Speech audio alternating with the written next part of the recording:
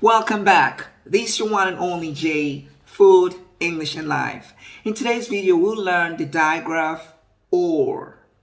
O-R, or. The sound or, O-R. Right. When all meets R is a little bit bossy, and it will have always the sound or.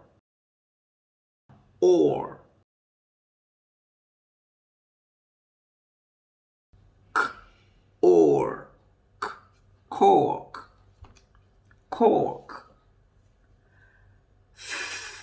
or, k, fork,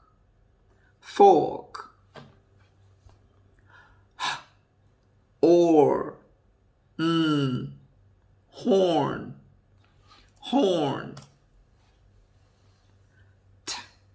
or, torn,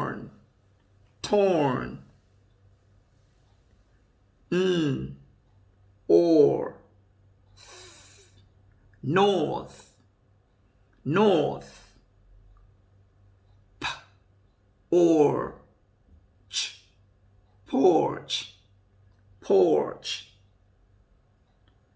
k, or, d, cord, p, or, t, port. That's interesting. Now let's learn some sentences. I use a fork to eat corn. My dad's car has a big horn.